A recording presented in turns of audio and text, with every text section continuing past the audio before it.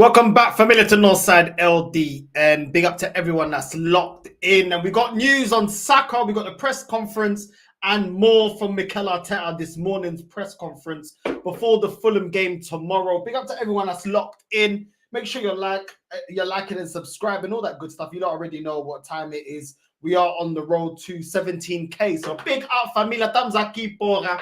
Make sure you're smashing the like button on the way in. Make sure you're doing all that good stuff. You know what I mean? And yeah, we're going to get into the article, man. We're going to get the press conference. We're going to get into that. Big up to everybody that's locked in, man. Big up Ravi as well. Big up to everyone that's always supporting every single day, man. You know what I mean? I appreciate it. I know, Ravi, you're always here. A lot of you lot are always here. Big up to you, man, that are locked in. You know what I mean? I appreciate the ting. And yeah, man, big up, man. What's everyone saying? What's everyone saying before we get into the press conference? Big up to you, Northside, in the chat. Big up, bro. You know what I mean? Big up Abdullah, you're always here as well. Big up Joanna as well. Big up Familia. Big up to everyone locked in. Big up Northside, bro. Big up my G. Today we remember David Rocky Rocastle on the 24th year anniversary of his passing, forever in our hearts. Big up to Rocky Rocastle, man. You know what I'm saying? Rest in peace, man. Rest in peace. Arsenal legend, man. Big up to you, man. 100%. Big up to you. Big up Northside, big up my G. Congrats on 16.6. Come on, bro. Big up my G, man. Big up my G. The goal is still to hit 20K by the end of the year. We'll just keep grinding. You know what I mean? Today's been mad busy at work. Apologies, only dropped one video, but there we are. We're here live. We're gonna do another live. We're gonna go through the press conference for everybody that's been at work like myself and hasn't seen the press conference. We're gonna get into it, caramba. We're gonna get into it. No fica em pânico, no stress. We're going to get through the press conference. Big up to everyone locked in. You know what I mean? Go on, my brother, 16K. Respect. Big up, man. Big up Ravi every single time, bro. You know what I mean? Arteta is fooling your fan base about Saka. Listen, we're going to get into that. We're going to get into that. Don't worry about that. We're going to get into that. But yeah, I do agree. 100% I agree. Saka should be bought on as a sub for 20 minutes. I disagree, Ravi, bro. I wouldn't even risk him to that, bro. You know what I mean? Hamstring injury, undergoing surgery. We're going to get into that. We're going to get into that. Congrats on the 16K. Come on, my G. Come on, bro. We're almost there at 17K. So big up to everyone that's locked in, man. You know what I mean? We're only getting there with you lot support. So let's get straight into the press conference. As you lot already know, I'll play the video and I'll stop after Arteta answers every question and we'll get into my thoughts on the question itself and how Mikel Arteta has answered it. Big up to everyone that's locked in, and we're going to get straight into it, bro. We're going to get straight into it. Let's run the press conference. Mikel Arteta, Arsenal versus Fulham press conference before tomorrow's game. Let's go. Let's go. Mikel, good to see you. Hello. Good to be back. Very good. Are you excited to be back in action again tomorrow evening? Yeah, it's great. Obviously, we had a good time to reflect and to reset and put ourselves in a really good position to go for the most exciting part of the season. And is Bukayo Saka going to be available to help you with that tomorrow evening? Bukayo is ready to go. In terms of managing his return to football, because it's been more than 3 months he's been missing, what sort of role do you think we could see him play tomorrow night? How carefully are you going to have to manage his minutes? Well, all the careful thing is already done. So now it's about putting him in the grass in the right moments. But he's pushing because he really wants it. We have respected the time frame. We have done everything, and we had to hold him back even. So he's ready to go. In that case, could he be? Hold on. This guy just said, yeah, that Saka's raring to go, but then he said we had to be patient with his return, but he needs to touch grass. So basically, he's been stretching with the physio. He's probably been doing some indoor training. He's probably undergone certain exercises and certain stretches and stuff like that. But he's not actually, he's not had any, behind the scenes games or basically he hasn't really been involved in training. You know what I mean? He's been training by himself. Now it's very different. You training by yourself under an environment where the physio's like, okay, don't overpush yourself, give yourself 10 minutes, you're still recovering, don't overstretch the injury, don't re-injure yourself, to training with your teammates. You know what I'm saying? When you get the cones and bibs out and all of a sudden it's a high intensity friendly where, they're putting slide tackles in or they're putting hard tackles in and they're trying to, build up some momentum, build up the pace and try and warm up before the game. It's very different. So when Arteta sits there and just said he's raring to go, how is he raring to go if he's not been, from your words, hasn't touched grass? Yeah. So I'm taking from that he's not training with the team. He's not trained on a pitch. He's literally just doing his exercises in the gym, doing his stuff with the physio, and he's been very isolated. And the funny thing is, yeah, it's not even just that shows me that the guy is not ready to be fit and raring to go like this guy is talking about. It's also the fact that up until now, Arteta was very reluctant in actually telling us when will Saka actually be available. He was reluctant. That told me that he was actually not ready, that really and truly he's trying to speed up Saka being available to return, because we got the only competition that we're still in that we're not going to win, but the Champions League. We got Real Madrid. And if Arteta was to give a date as to when Saka was supposed to return, which in my opinion is next season, we would all know as fans that he's rushing him back. If the physios, if the doctors all said to Arteta, listen, it's a big hamstring, he's undergoing a surgery, it's really bad, he should only be signed off to start any game, any competitive game, earliest the start of next season. The fact that he's now bringing him back for Fulham or saving him for Real Madrid just shows that he's rushing the player back. So it's all to cover his own back. How can the player be raring to go, but he's not undergoing any, pre-match games or any friendlies or any, you know what I'm saying? Even like 5v5 or 8v8 just within the squad itself. Man said he ain't touched grass. So he has not been kicking ball like that. He's just been training. Just because you're in the gym doesn't mean that you're ready to be match fit and able to play games. So I don't really get it, bro. One thing he's raring to go. Next thing, he hasn't touched grass. I don't really get it. For me, the only thing I can see from this is that we're rushing him back, and Arteta is trying to undermine the fact that it's been a big surgery, it's been a big injury, and Saka has got the opportunity to get re-injured. That's what I took from that straight away, because he's not as confident in his second remark. But let me just VAR that so you guys catch what I caught, because that's how I understood that, the way he answered that. Saka going to be available to help you with that tomorrow evening? Bukayo is ready to go. In terms of managing his return to football, because it's been more than 3 months he's been missing, what sort of role do you think we could see him play tomorrow night? How carefully are you going to have to manage his minutes? Well, all the careful thing is already done. So now it's about putting him in the grass in the right moments. But he's pushing because he really wants it. We have respected the time frame. We have done everything, and we had to hold him back even. So he's ready to go. In that case, he's ready to go, but we're going to manage his minutes. Why are you managing his minutes if he's ready to go? You can't say he's ready to go. He's raring to go as if he's match fit and he's ready. But then we're going to manage his minutes. We already know he's up there as one of our best players, if not our best player.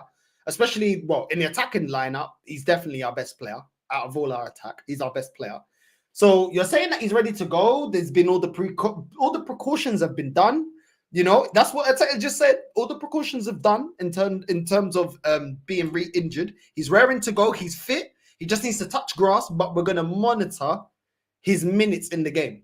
Why do you need to monitor his minutes if he's fit? He's either fit or he's not fit. If he's not fit, then he shouldn't be playing.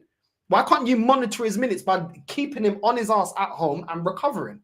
I don't really get it, bro. This don't make sense to me. I can't lie. This to me seems like a massive cover-up for the pressure that this manager's under, because he knows major questions are going to be asked of him as soon as we get eliminated by Real Madrid. That's my opinion. It doesn't make sense. The players, you can't say he's ready and then say we're monitoring his minutes. He's either ready or he's not ready.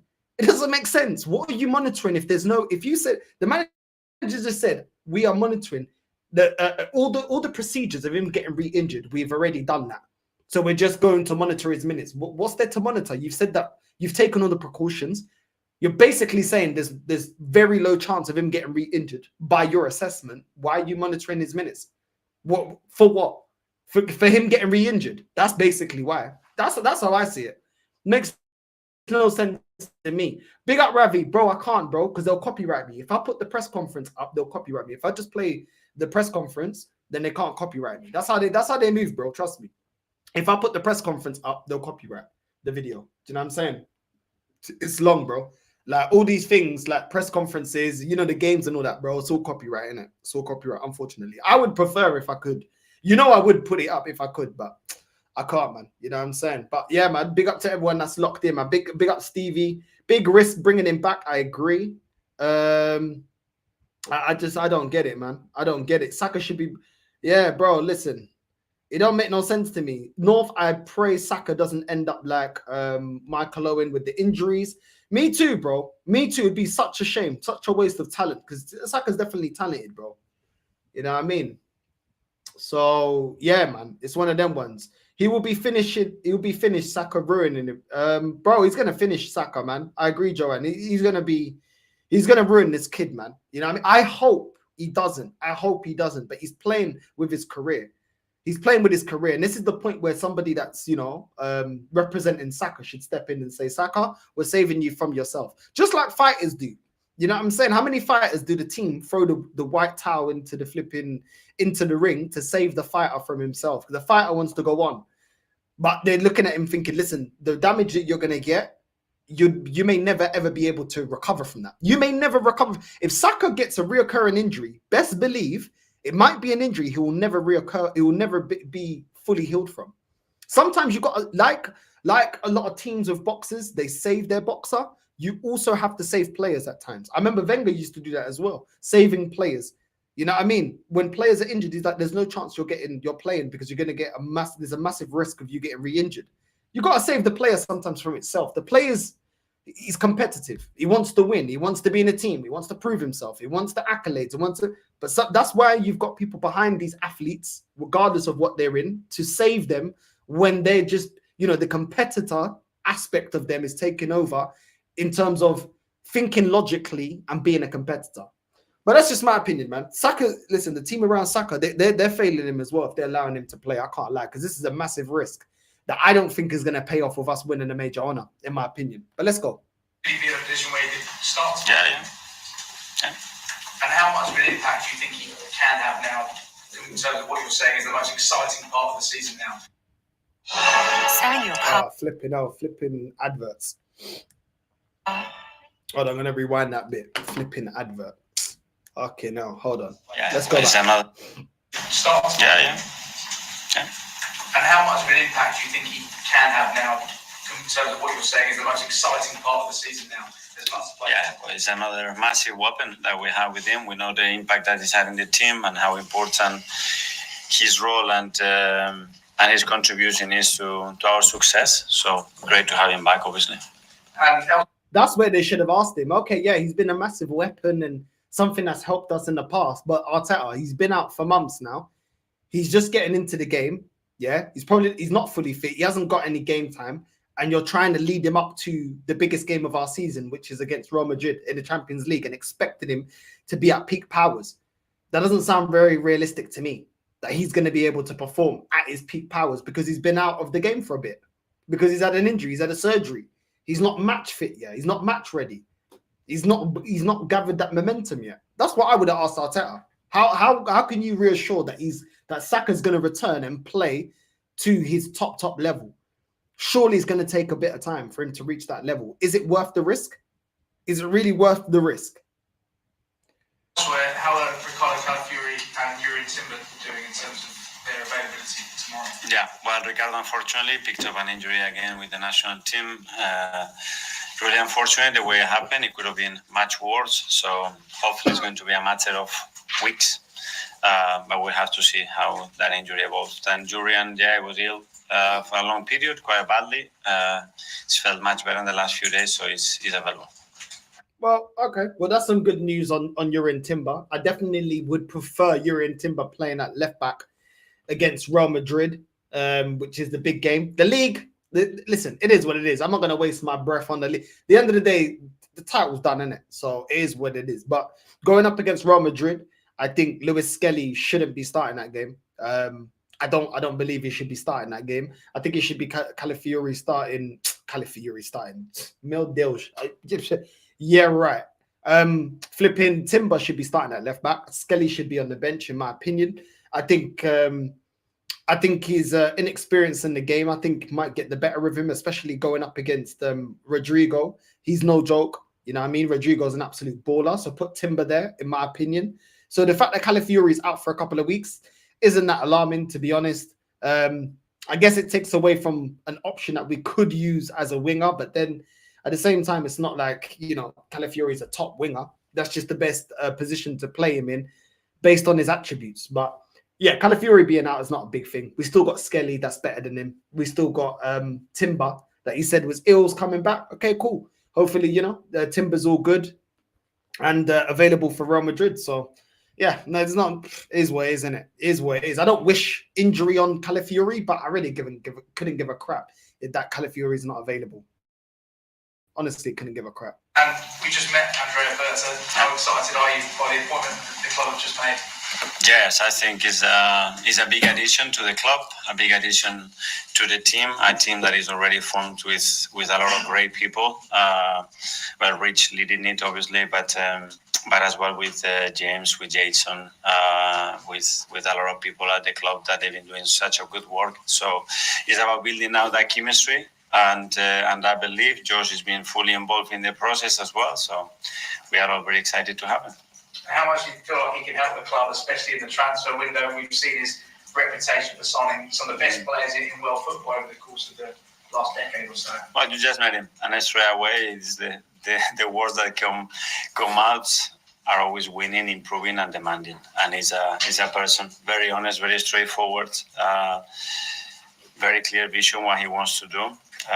He was so willing to join us, which is a very positive thing as well, because he had many other possibilities and he's chosen to come to us. And now it's about us giving him the support and on the understanding of the situation and context straight away. And for him to start to do what he's already done for many, many years at the highest level, which has been very impressive. Great. I'm hearing a lot of positive words on Andrea Berta. Cool. Arteta, I don't want you getting in his way, innit? I don't want you getting in his way. I don't want to hear no reports about you don't like the players that he's identified. Listen, Berta's been there, got over the line, won things. You know what I'm saying? Scouted top elite players. While most of your signings have been majorly questionable. Majorly questionable. Zinchenko, Marquinhos, Trusty, Runnison, Carl Hein. You know what I mean? Kivio. Zinchenko, Jesus, Lokonga, Fabi Vieira. Cool. Man just said we're so happy. We want him to continue what he's done at Atletico. Cool. Let him identify the players and identify our weaknesses within the squad and bring in the players. I don't want to hear no rumors, no pucaria about, there's been, Arteta and Berta have, had arguments or disagreements on targets, and Arteta wants the final say. Cool. You're propping him up saying he's a great sporting director. He's done great work. He's demanding on being and improving the team and winning and stuff like that. Cool. Let him do his job. You do your job in managing the team because you'll live and die by that sword, and let him live and die by the sword of him building the team. To be honest with you, I really think I think the Conkeys already got 1 foot out of this project and this process anyway, because really and truly, they got a sporting director that they clearly want. And so that means that now I feel like they're going more project sporting director than project manager. And I feel like them getting Berta is them being more project sporting director that, look, if it doesn't work out with Arteta, get rid of him. We've got the sporting director. We've got the basis of the team that we want, or do we want to build on, the foundation of the team that they want to build on. And we just go get a manager that works with Berta and can get us over the line, that has more credentials or whatever the case may be. That may be their way of thinking. I can't 100% say that, because at the end of the day, the Conkeys have allowed this nonsense to happen at Arsenal in the first place as well. They green light all the transfers. They green light this manager getting a new contract this season. So we'll see. Arteta's saying very good things about Berta. Don't get in his way of doing his job then, because I'm going to remember this press conference where you're now saying he's great. We're so happy that he wants to improve, that he's got a winning mentality. He's great at his job. You know what I mean? He's a great addition. Cool. Then let him do his job then, innit? Let him do his job. I'm actually left to play in the Premier League. What do you think is possible for Arsenal between now and the end of the season? It's possible to win tomorrow, and the preparation is to be better than Fulham and beat them tomorrow. And if we do that, we're going to start to generate a good momentum. It's going to help for both competitions. Thank you. Vishali from the Premier League. Hi. Just It's Ricardo's injury. It is a knee injury. Sorry, it's Ricardo Calafiori. It is a knee injury. knee injury, yeah. In terms of him, he's had a number of injuries this season. So how much of a blow is this latest one in terms of his mentality as much as his physicality? Yeah, 2 injuries. They were picked with the national team. One, it was a kick, and the other one is a really bad turn twist when he slips with the surface, and the other one, it was muscular. But I mean, the main 2 injuries that he had, very little to do, very unfortunate. Fulham tomorrow at home. Of course, they suffered a disappointing loss. I would have told him, very unfortunate Calafiori getting injuries. Was it very unfortunate for Ben White to pick up injuries? What about Declan Rice? What about Havertz? What about Saka? What about Odegaard? It's funny that it's very unfortunate. And the fact that he tries to put it, oh yeah, but it's with the national team. He's been injured as well with Arsenal as well. Why does players keep getting injured at our football club? Great deflection though. Great deflection, as if he hasn't picked up injuries. Oh, the major 2 has been with the national team. Okay, well, Havertz's injury wasn't with the national team. Odegaard's injury wasn't with the national team. Ben White's injury wasn't with the national team. Do you know what I'm saying? Declan Rice's injury wasn't with the national team. Very convenient, bro. You know what I mean? Very, very convenient the way he answered that, bro. Very convenient. Do you know what I'm saying? It's crazy. Facts no side. Even Konate at Liverpool said he regrets coming back early from injury. Now has to take pain meds, bro. This is the ramifications, bro, of coming back from an injury, because all you're doing is suppressing the pain, but the long-term damage of it is crazy. Everybody knows about Maradona, bro. You know what I'm saying? How many injuries did Maradona have? And then look at the way he was walking at the end of his career, not during his career. How many painkillers he was on? Do you know what I'm saying? We've done this already with players this season. We tried to get Ben White to play with injury this season. He's been injured for a big portion of the season. Declan Rice, he was injured for a portion of the season. Odegaard was injured for a while. You know what I mean? Havertz as well, we were monitoring his injury. So if I'm skeptical in terms of players being fit, it's because this manager keeps telling us that players are fit, and then we come to realize that they're out for a lot longer, or they get injured to the point where they're now out for months or weeks. So the way he's managed this team in terms of injuries, it doesn't give you any confidence, especially this season. Because the prior seasons, you could say it was more, you know, at the start, it was Thomas Partey and players like that. But now it's so many players in a row after so many years. I struggle to believe this manager when he says that players are fully fit. He said this before already this season, and then players have been out for a long time. So I'm sorry. I'm very skeptical about, you know, Saka being available. I think that, you know, that's the last card he can play. He's already, you know, rotated players this season, playing players out of position, doing the dark arts, set piece kings and all this kind of rubbish, and it's not worked out. And I think his final card is bringing Saka back. And I said this like a week or 2 ago. I said I would not be surprised if Saka comes back early. You know what I mean? Leading up to this press conference, he was reluctant to give us a date for Saka's return. He was reluctant. But all of a sudden, Saka's available. He's ready. Come on, man. Come on, bro. What are we doing here, man? Big up Northside. Hope you good, bro. Hit the likes, folks, and let's get this to at least 44 who are online watching. Takes a second to hit that like button. Totally free to do, people. Big up, man. Big up DB, bro. Big up my G. Do you know what I'm saying? Big up every single time, man. But yeah, we'll see, man. We will see. The truth always reveals itself. So it is what it is, man. The truth always reveals itself. Let's continue. Being knocked out of the FA Cup at the weekend. Do you think the way that they lost that game actually makes them more dangerous opponents, because you could well expect a big reaction tomorrow night? Well, I don't know. It's always a really tough opposition. A team that is very well coached. They've been together for many years. They have great organization, a lot of individual quality, and very clear identity of how they play, how they want to approach the games, especially against us. So we're going to have to be really good tomorrow to beat them. Marcus Silva has today been speaking about Emil Smith-Rowe, the fact that he's had a lot of ups and downs this season, and he's kind of failed to find that consistency in his game. How good of a player do you feel, having worked with him, he can be? Exceptional. I mean, he's got all the attributes to become a top footballer. And that consistency, especially with us, he was enabled, especially in the periods that he had injuries. But tremendous quality. And in terms of Fulham generally, their record against Arsenal recently has been good. They, of course, drew with you 1-1. If you're considering these, Flipping adverts, man. I would have asked them, okay, why, even though he's been inconsistent at Fulham, how come they can get a tune out of Emil Smith Rowe and you couldn't? Let's continue.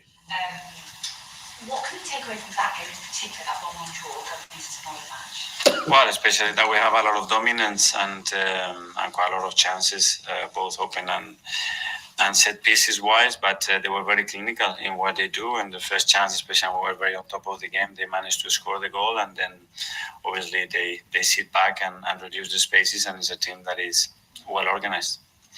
George, BBC. Just take it back to the... Yeah, because this season we already drew to Fulham already. We only had Saliba and Partey, I believe, was out. I think it was Saliba and Partey. Yeah, Saliba and Partey were out against Fulham already this season, and we dropped points. So, yeah, you know what I mean? Let's see what he does now. Because apparently, well, Saka's back. You've got Odegaard. You've got Declan Rice. You've got Partey. You've got all these players. There's no excuse. All your players are back. Let's see what he does this time. Let's see if he learned from his mistakes. Listen, I can see us dropping more points. I can't even lie. International break when Lewis Kelly scores that goal. Where was you, and how's he been this week? Because he was buzzing after. So what's he been like on the squad since he's come back? Great moment. We are also happy for him. So unusual to see something like this on your debut, especially a fullback scoring the goal in the manner that he did for his country. So a very special week for him. Bakayo, I know you mentioned he could start, but will he start tomorrow? Yeah, we'll see that tomorrow.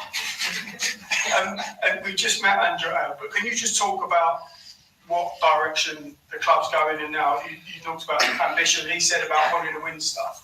So is he almost a new signing that's going to unlock the potential about what Arsenal need to do going forward? Well, we certainly believe that he's someone who's going to impact the club.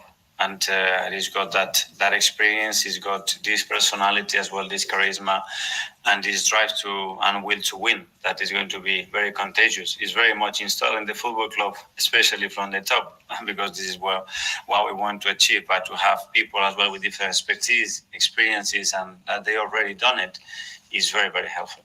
What do you like? Okay, it's very helpful to have a sporting director that is got the experience and have already done it in winning major honors. Yeah, cool, no problem. This is why I didn't want you as a manager. This is exactly why, because you ain't got the experience and you ain't got over the line to win major honors. This is exactly what I'm saying. But listen, it all sounds great. He's not going to come out. Let's be real. He's not going to come out and say, oh, Berta, yeah, he's shit. You know what? I didn't want him in the first place. He's not going to say that, innit? He's not going to say that, especially in his position right now, because this season he's been questioned a lot about Arsenal's lack of trophies, and while he's been here at Arsenal, you know, not going out there getting the strikers. I think Arteta knows he's in a position where he's not the strongest. This hasn't been a season where he's been overly praised for getting second. This isn't 2-3 years ago. This is now you're not getting over the line, even though you've overhauled the team and you spent already 750 million. So I don't think he's going to be kicking up a fuss. But I think probably behind the scenes we'll see how he acts. I haven't seen Arteta be somebody that likes to work and hear other opinions of players, let alone of the background staff. He lacks the fact that the Cronkies just give him all the power and he wins every debate. He has the final say, his words over transfers coming in. So we'll see. I don't see, you know, it would be very interesting to see if Berta turns around and says, Odegaard ain't good enough. How would Arteta react? If he turns around and says, Miko Moreno needs to be sold, not good enough. Not good enough, and he's not worth the wages. How would Arteta react if he says, "Yo, get rid of Kai Havertz"? He's earning too much money. Those are the things I want to see from Berta, and I want to see how Arteta reacts to that, because I want to see Berta calling out a lot of Arteta's favourites that aren't good enough. You know what I mean? Martinelli, Havertz, Odegaard, and saying, "Listen, for what we're paying them, they're not. It's not a good enough return." You know what I mean? Jesus, not a good enough return. I know Jesus a little bit out of favour. But let's see if Arteta keeps this friendly with Berta when he starts identifying, looking at the talent and the wage bill and saying, okay, cool. The first ones we need to get through are the highest earners that don't give a very good return. Jesus and Jesus, Havertz and flipping Odegaard. Not good enough. Not good enough. And their wages are too high. Then we'll see, innit? We will see. We will see. This guy's talking about, oh, we love his experience. Cool. You love his experience. Wait till he starts calling out a lot of the crap that you've done in this club. And let's see if you keep that positive energy. about him the most, and what's his best attribute, and was you involved in the decision making to give him? Yeah, we were all involved, and what I liked the most immediately is how much he wanted to come to the club. He was really attracted and really excited about the possibility, and then the way he believes that and he can help us to achieve what we want. Thank you. Tom, from London. Hi, Joe. Just on Andrea again, he's coming at a time kind of in this midway point between the start of the year and the summer. You talk about planning ahead and having a lot of ideas about what you want, and I'm sure a lot of that's already been done. So what's that dynamic going to be like with somebody coming in with already established plans in mind, but also somebody who wants to bring their own ideas? Well, that's what I mentioned, that the good thing is the strong team that we already have in place, and all the work that the recruitment that Jason, James, and all the boys they've been doing. Wait. I don't know if you guys just caught that, yeah? I don't know if you guys just caught that. They asked him, so how's it going to be with the fact that Berta's coming in with his own ideas and his own plans of what he wants to do with the squad and what he wants to do with the team and the players he wants to build in? And Arteta looked quickly to the side. He looked uncomfortable. And then he said, he goes, well, we already have a very good team and we already have really good ideas and we already have a really good plan. You look a bit rattled, bro. The fact that this whole press conference has been majority about Berta.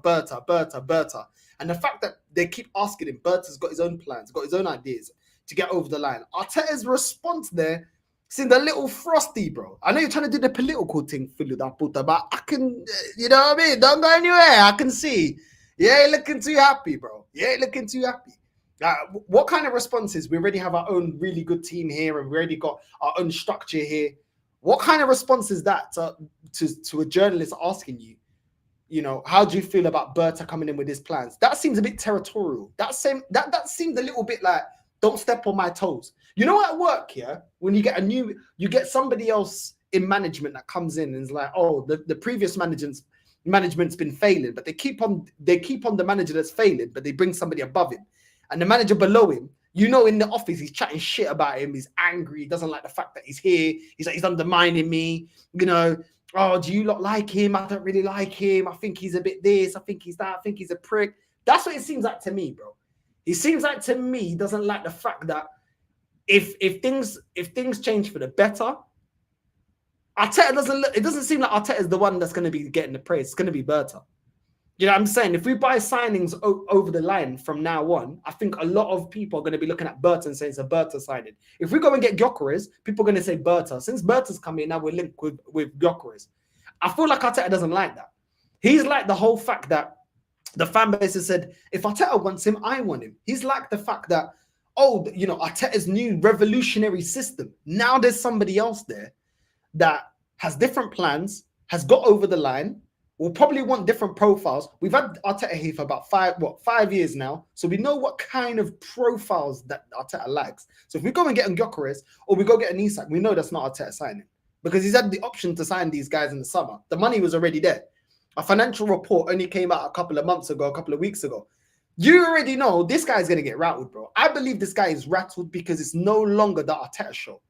Now all of a sudden there's somebody else there and he seems vexed, bro. I can't lie. I feel like he's giving me the Kanye effect, bro. You know what I'm saying? I'm telling you, he's giving me the Kanye effect, bro. Like, it's like, yo, if the praise ain't on him, he doesn't seem comfortable. He's not comfortable with sharing the glory. Do you know what I'm saying? Because Edu, if you think about it, Edu allowed Arteta to have all the limelight. Let's keep it real. He allowed Arteta to have all the limelight and say, yo, and every time you're talking, me and Miku, we're always scouting the players. We always look around you to make sure we identify the right play for Miku. We need to support you, Miku. Everything is Miku. If you've listened to what Edu always said, it was always, we have to support you, Miku. We have to get to the right profile and the right player, the youngie and talenty, right for Miku. Now you've got Berta. And Arteta already said he's coming with ideas, already saying what he wants to do. You know what I'm saying? The press conference is going to a direction of, Berta's ideas and Berta's players and Berta's plans. I don't think this is going his way, bro. I really don't think this is going Arteta's way, bro. I really don't think he's happy at that fact. Arteta wants all the glory, he wants the praise, and he wants to be the one that's seen as the revolutionary person at Arsenal and is in control of everything. And I think the problem that that the Cronkies have had is you've given him all this power and now you're trying to strip it away. It's very difficult because now he's become comfortable with that level of power. It's the same with Wenger. Wenger saying, what's a director of football? Because he had so many years that he didn't have a director of football. I know he had David Dean helping him with getting, players over the line and stuff, but he felt like, someone was stepping on his toes, the club, wanting to go and get a director of football. So I just feel like Arteta is looking at it like, yo, these man are already gassing up Berta, Like, do you get what I'm saying? And I feel like he don't like that, bro. It's giving me the vibe that he had when it was Aubameyang. Couldn't take the fact that Aubameyang was the star player. Arteta had to be the star. Get rid of him. Even though he won your FA Cup, get rid of him. I got to be the star. Do you know what I'm saying? I got to be the star. And then he gets Jesus that is a lot more humble, isn't so brash and so it's about me. Like Jesus doesn't have that kind of, you know what I mean? That Ibra aura, for example. You know what I mean? Or that kind of Ronaldo aura. Or that, Messi aura, even behind the scenes. He don't have that, innit? So I feel like he's rattled. I can't lie. Chat, I can't lie. I think he's rattled, bro. Now, I ain't got YouTube Premium, bro. I ain't got YouTube Premium. No, bro. You know what I'm saying? No, bro. I don't have YouTube Premium. I don't. What's this? Northside, Liverpool fan here. I'm not fussed about Arteta catching us. We got nine games and need 4 wins from 9. And that's if you win all 9. I need 4 wins. If you drop any points, it's less wins for us, Listen, bro, I know you ain't panicking, bro. The league's done, but we already know the league's done, bro. The league's done. Even the most deluded Arsenal fans ain't going to say that the title's on. We already conceded that it's done, bro. Ain't nobody fears this guy, bro. You know what I mean? Arnie Slot definitely doesn't fear this guy. You know what I'm saying? So I hear it, man. The title's done, man. The title's yours. I hope Berta brings Diego Simeone to Arsenal. He'd be a great manager. Yeah, that'd be signing of the season. That would be signing of the season, bro. Narcissistic Mick will hate this, bro. He's gonna hate it, bro. He ain't gonna like it, bro. Too many questions about Berta already, bro. Trust me. Anyone that's watched the press conference, you can see in his face, he don't look happy, bro. He don't look happy. And the fact that Mikel ain't happy makes me happy. When I see him miserable, it makes me happy because he ain't good enough. You know what I'm saying? So I'm glad he ain't happy. Let's continue. Everything is prepared, and then that planning has to be tweaked because before you plan and you execute, most of the times ends up being a bit different. But the direction, the vision, and what we want to do is clear. He will jump on board of that, and hopefully he will twist it and make it better. That's why he's here. The direction of the club, he will jump on board. Man said he will jump on board. That I can't lie. That sounded a little bit passive aggressive. I don't know. Listen, chat. Let me know. You think I'm making this up? He said Berta will jump on board, and then at the end, yeah, he said, "Oh, he might twist it and turn it a little bit." Nah, bro. He don't sound too happy, bro. Listen, I brought up in England, yeah. England, I keep it real. People don't tell you to your face how they feel. You have to read in between the lines. It's the facts here. This is the British culture. They don't say it to your face. They will say it around the corner. They ain't going to say it. They ain't direct like that. This ain't Portugal. This ain't Spain. This ain't Italy.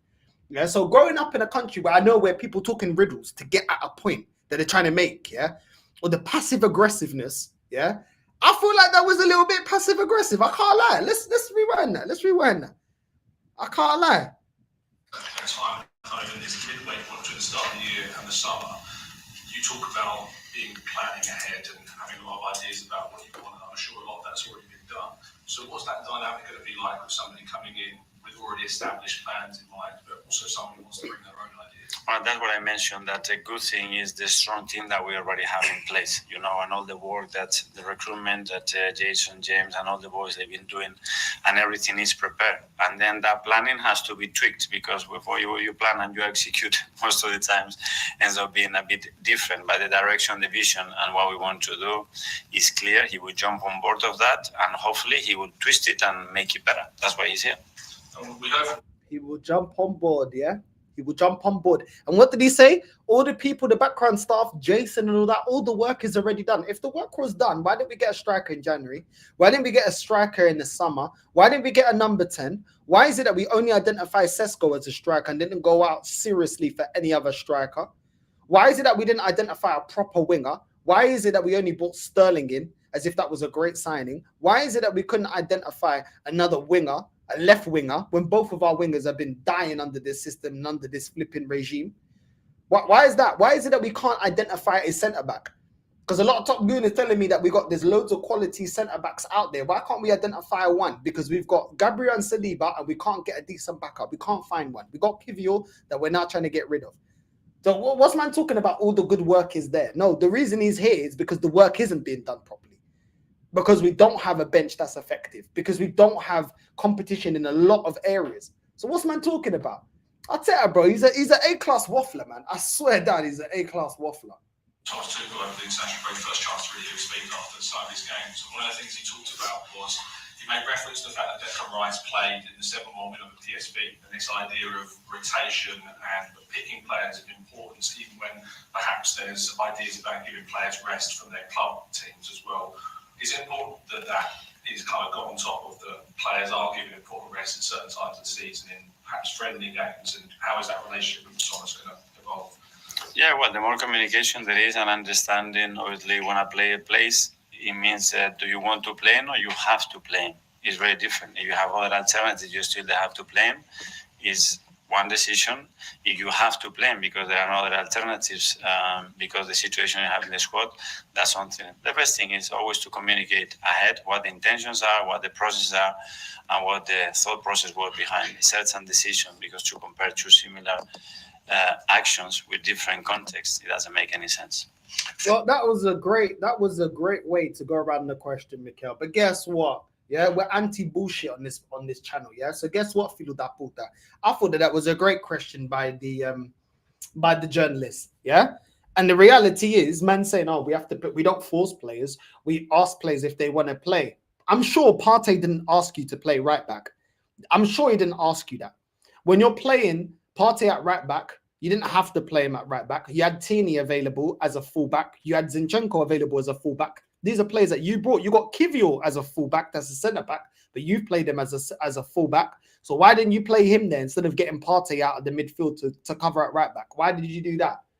Do you know what I'm saying? Why did you play Moreno as number 10? Why have you played Kai Havertz in the 10 before? Why have you played flipping Trossard in the 10 when you had Ethan on the bench? You had Zinchenko that can cover that position. Do you know what I'm saying? Those are the players you played as a 10 when you had Zinchenko a natural 10 and Ethan a natural 10. Why? Why are you playing Ethan on the wing when you can just drop Odegaard that's not playing well, play Ethan in the 10, yeah, when Odegaard is dropping stinkers, and play Calafiori on the wing? It's not like he could do any worse than Trossard and Martinelli this season. So man talking about there's no other options and stuff like that. There are other options. You don't have to play Miko Moreno every game. When you first brought Trossard, you started him as a striker. Why can't you play him as a striker? You did it when you first bought him in January. So why can't you do that now when Moreno's not effective in the game and doesn't score goals? Man's talking like there's not other options of things that he can do. You don't have to consistently play Sterling on the wing. You don't have to consistently play Martinelli dropping stinkers on the wing. You don't have to. There are other options, even with the lack of options you've given us. You decide to do that. So when man says there's no other options, there are other options. There are other ulterior options to play in Partey at right back. There are other options in playing Moreno as a 10. There are other options of playing Moreno as a striker. There are other options in playing Sterling as a winger. I just don't get it, bro. Like, this guy just makes up the most waffle. It's incredible. Like, it's mad, bro. It's mad. There's no other options, though, according to him. There's no other options. But you're saying there's no other options, according to the manager, that consistently plays players out of position. Skelly is a midfielder. You play him as a left back. Moreno is a DM. You play him as a striker. And you're talking to us about options. I thought versatility in the squad is why we have so many options. And now you're saying that when we don't have any options. Your whole team is built based on versatility. For everyone, barring Saliba, Gabriel, the goalkeeper, and Saka. Everybody else is versatility, and you're telling us we don't have options. It's crazy, bro. It's crazy. Do you know what I'm saying? I think that was a great question. You know, questioning him in the way that he's used his squad and why we've picked up so many injuries. I think that was a great question. But let's continue. You can see he got rattled. He didn't like that question, didn't he? He don't like the questions, the hard questions. He likes the easy ones. He likes it when they go, oh, Arteta, you've done so well to get Skelly representing England. Those are the ones he likes, isn't it? But guess what? Bro, I'm a fan of Arsenal. Yeah, I'm saying I care about Arsenal. But this is what it is, man. From PA. Hi, Miguel. Just going back to the guy. Yeah. Just give us an insight to his mindset because he must be absolutely buzzing to play. Flipping out another advert, man. For this fucking turtle, man. Move, man. Look at this turtle, bro. Flipping out. The turtle's got the same head as AJ. Cool. Move. Come on, man. Another flipping advert, bro. Come on, man. Move yourself, man. Flipping Peter Crouch on the TV screen. Move, man. Move. Right, let's skip. Let's go.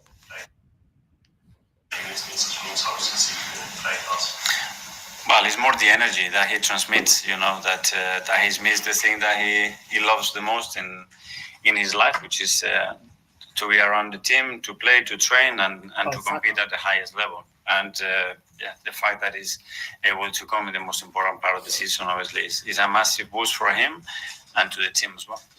Just because he hasn't played since December, are you confident that he'll be able to hit the ground running? Because obviously you've got Madrid next week. Yeah, especially to get that out of your head, you know, that you haven't played for 3 months, but you played for the last 48 months. So 3 in 48 is a very small percentage. So yeah.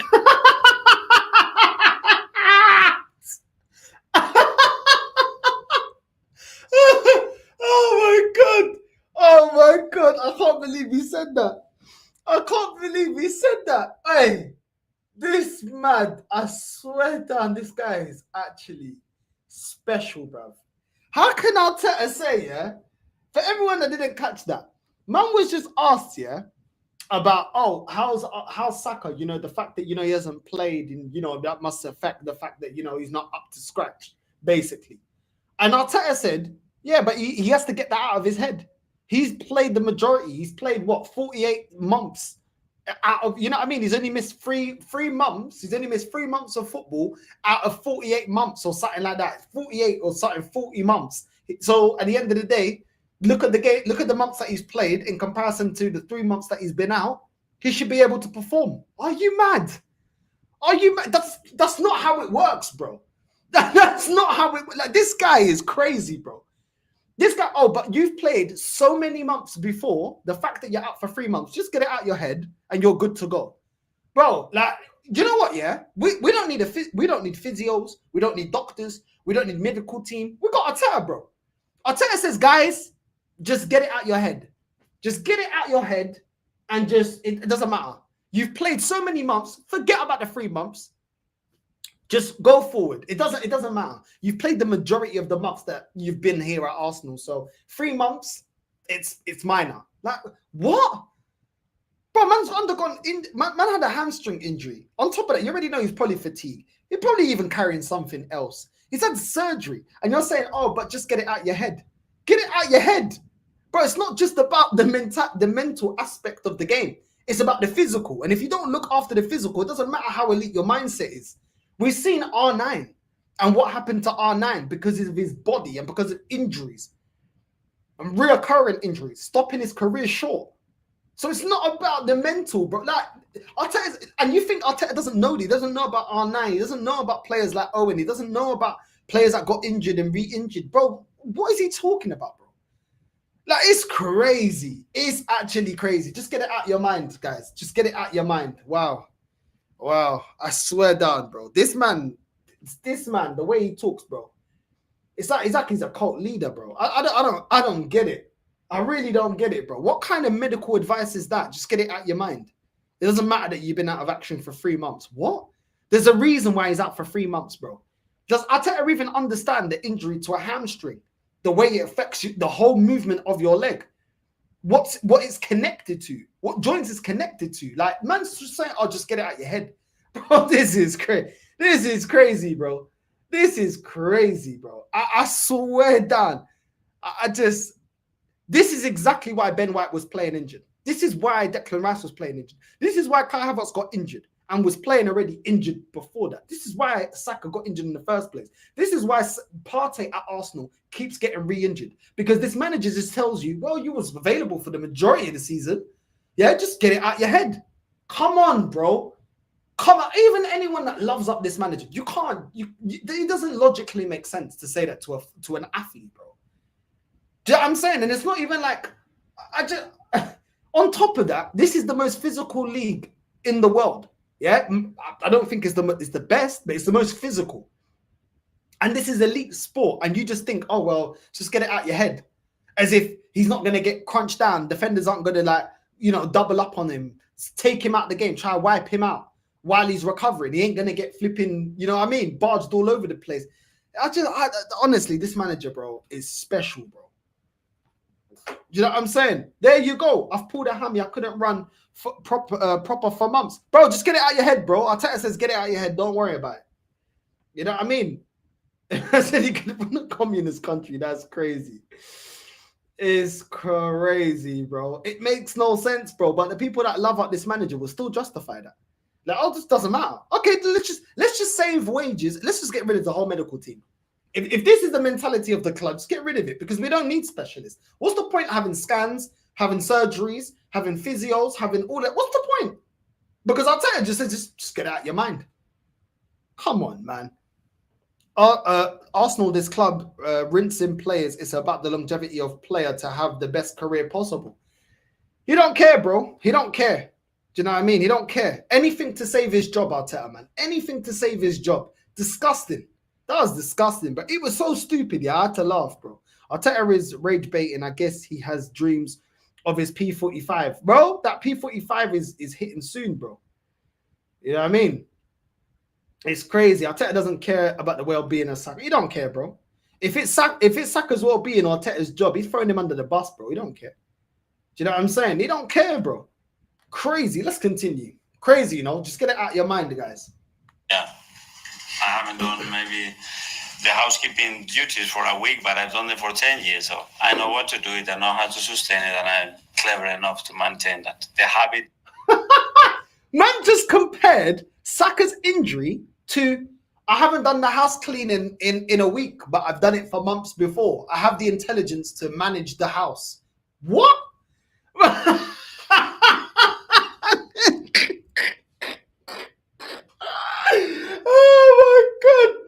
I need to VAR that, bro.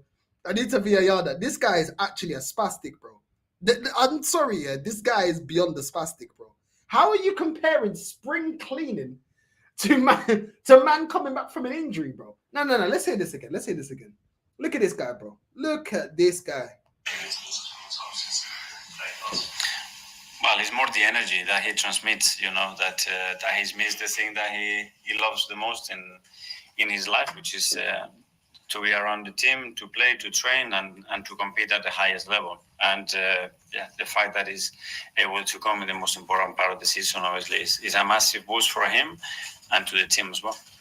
Just because he hasn't played since December, are you confident that he'll be Hasn't played since December. Because obviously you've got Madrid next week.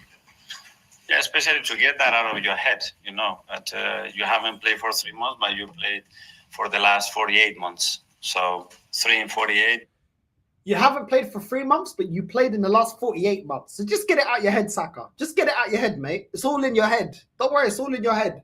You know what I mean? Look into the eyes, around the eyes. Look into the eyes. You're under. Do you know what I'm saying? Just you will get it out your head. You're physically fine. Doesn't matter about your career. Yeah, I got my job on the line. I got a fucking Champions League game to win here. Yeah? Do you know what I mean? Just get it out your head, man. It's like spring cleaning. Let's continue.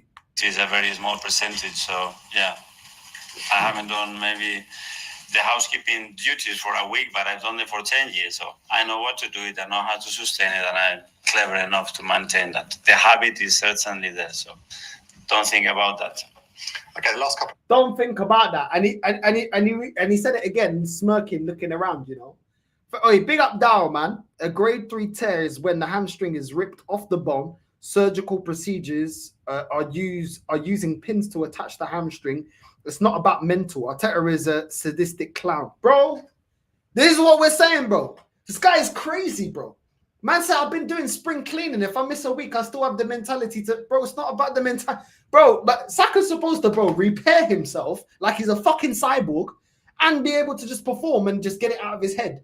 Oh, forget the pain, Arteta. Arteta is one of them, man, yeah? The pain doesn't exist. It's all in your head, bro. It's all in your head.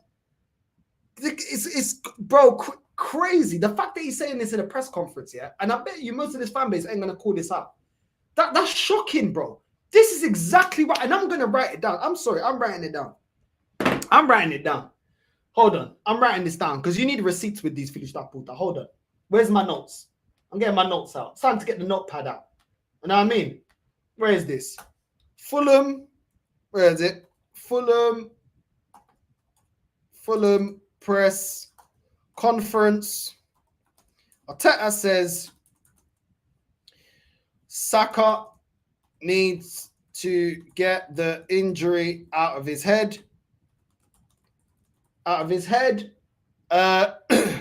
He's played 48 months, only missed 3.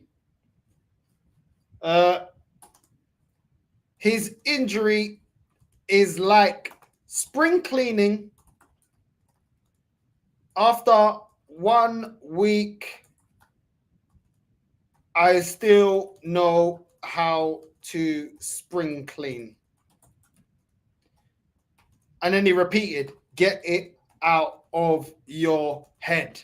Wow. Super duper Mick, bro. Super duper Mick. Well, congratulations, bro. Super duper Mick. Yep, that is now in the clips, bro. Because then they're gonna try gaslight me, so I have to keep it in the clips. Just in case. This guy with his cringe accent, bro, he's a dickhead, bro. He's actually a dickhead, bro. You know what I mean? You can tell when he speaks, man, has nothing sensible to say. He thinks he's going to keep finesse and staying in the job. I can't wait till this guy is out of my club, bro. In the love section. Firstly, gentlemen here, I think Via play demo. Canopus, yeah, sorry. Can you explain us what is the bring to your team and what is qualities? I need a lot of time to do that. And great. He's the captain. He's one of the most important players. His consistency levels are incredible, and yeah, it's a player that defines our way of playing. That's where I would put it. Odegaard is a player that defines our way of playing. That's the one bit that I agree. Is he consistent? No, he's not. No, he's not. Where was he against Nottingham Forest? Where was he against Everton? Where was he against flipping Bournemouth? Where was he against flipping Fulham when we dropped points before? Where was he, bro? Where was he against Inter Milan? But one thing that Arteta said that I agree with in that statement, he defines the way we play. Yep. We don't turn up in the big games. We play backward sideways. We slow down the play. We don't make the right decisions in the final third. We don't put teams to bed. Yeah. We play within ourselves as soon as teams figure us out. We have no plan B. Do you know what I'm saying? So yeah, you're probably right. You are probably right. Odegaard 100% defines the way that we play. The mad thing is he thinks that's a positive. It's not a positive. It's actually not a positive. But we'll continue. And why did you choose him to be the captain now for years? Because we believe he's the right role model for the club and for the team. Oh, he's getting questioned. Why is Odegaard the captain? What did Arteta say? We think he's the right role model for the team. Wait, these are the questions I want to hear. Canopus, yeah, sorry. Can you explain us what does it bring to your team and what is qualities? I need a lot of time to do that. And great. He's the captain. He's one of the most important players. His consistency levels are incredible, and yeah, it's a player that defines our way of playing. That's where I would put it, basically. And why did you choose him to be the captain now for 2 years? Because we believe he's the right role model for the club and for the team. Okay, and finally for the live section, we'll go to Mel. Quedan 9 partidos hasta el fin de la temporada y también estás en los cuartos para la Champions League. ¿Cuáles han sido los aspectos más positivos que has visto del equipo hasta ahora? La capacidad de adaptarse a situaciones muy difíciles, sin ninguna duda. Arteta, for anyone that doesn't understand Spanish, yeah, she asked him a question. He said, the best thing about the team is the fact that we can adapt to any situation without a doubt. Any situation. Any situation. How did we adapt against Man United to get kicked out the cup? How about Newcastle on 3 attempts this season? Yeah. How about against Bournemouth? How about against Everton? How about against Fulham? How about against Nottingham Forest? All these games were getting either knocked out competitions or were dropping points. How did the team adapt there? The guy is a barefaced liar, bro. How did we adapt? We're going to see how well you adapt against Real Madrid, innit? Don't worry. We're going to see how well you adapt against Real Madrid, filo da puta. Porque hemos tenido muchas situaciones difíciles, muchísimas lesiones de jugadores muy importantes durante mucho tiempo y también muchísimas sanciones y jugar muchos partidos con 10 jugadores y la capacidad que tiene el equipo de competir, de rebelarse contra eso y estar donde estamos creo que tiene muchísimo mérito. Oh, he said where the team is at right now deserves a lot of merit. We've had a lot of games where we're down to 10 men. And for the fact that the team are still in this position after being down to 10 men in many games, that's a lot of merit to what we've done as a team. What? Liverpool had injuries last season, they win a cup. Teams have injuries all the time. You know what I'm saying? Man City could still win a cup. And they've had Rodri out for how long? They've had injuries and they can still win a cup. What? Everybody else can get injuries, still win at least cups. We can't even at least win a cup. What's this guy talking about? Fucking liar, bruv. En su debut con Inglaterra, Matthew Skelly marcó su primer gol para su país. ¿Desde cuándo ha regresado? ¿Tú has visto alguna evolución o cambio en su personalidad, en su carácter, en su confianza? ¿Cómo está desde su regreso? En su personalidad, pero que no, porque por marcar un gol con la selección no debería de cambiar. Su ánimo, su nivel de confianza creo que está alto y eso creo que es muy bueno para cualquier futbolista y creo que está empezando a juntar experiencias muy bonitas durante un periodo de tiempo muy corto y creo que lo está asimilando muy bien. ¿Y cómo vas a usar eso usted? ¿Cómo? ¿Cómo vas a usar como su cambio en constancia y su... No es un cambio, es una evolución, porque al final esto es un estado de ánimo, pero luego... Oh, whatever, I'll tell you, man, chatting shit. Man talking about evolution and Mikel Moreno evolution and how we're going to use it for the team. Shut the fuck up, bro. You're chatting shit, bro. You guys chatting absolute rubbish, bro. Let me put the link out. Anyone that does want to jump on, we'll have a little chit chat. I'm flipping knackered, man. I went to bed late last night, man. Can't even lie. That show, Cooking Pork Belly Babs, man. Flipping out. You know what I mean? Crazy. But the link is out there for anyone that does want to jump.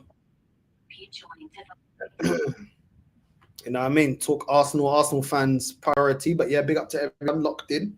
What are you saying, Devante, bro? All I'm going to say is, well, first of all, let me say just big up to you and big up to the chat. But what I'm going to say is, if Saka going to play tomorrow, I'm going to tell you this, career is over. Career is over. We're talking about a grade 3 hamstring tear. And from I read somebody in the comment, he said like that's basically like to restore that, you got to put pins into the hamstring for it to like get back into like where it was, right? Because like basically the meat is falling off the bone, similar to that. For an injury like that, to rush him back, you're gonna see is the same thing that happened to Ronaldo, right? Like I'm talking about the Brazilian Ronaldo when they rushed him back in '99 against Lazio, and then he fell like we saw that horrible scene when he fell onto the floor with his knees. You're gonna see a similar situation like that if Saka is really gonna be rushed back, man. And it's sad to see that this guy don't have the IQ or the man management to give Saka the rest that he deserves and make something out of nothing, you know. And this is what it comes down to now, man. This is what it comes down to. So because we want to save our season, let's rush Saka back.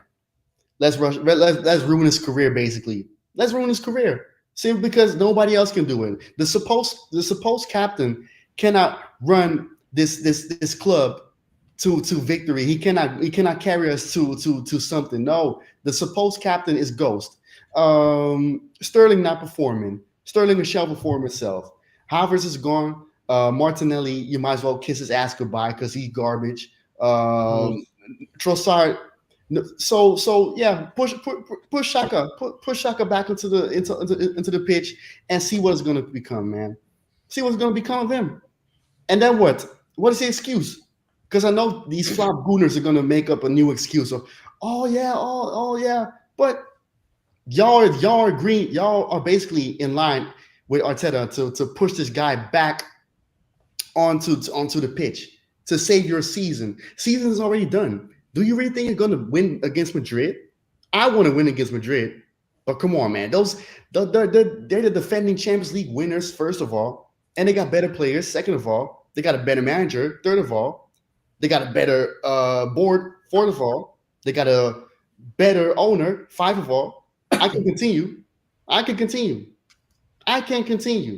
And let's say we beat Madrid, right?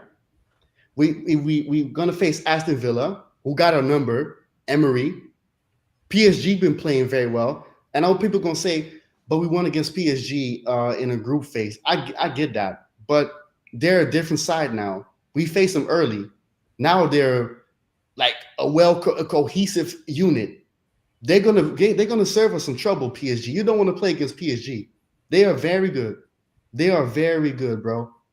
Like it's sad that we're gonna see the same with Saka, like Michael Owen, Ronaldo. The list goes on.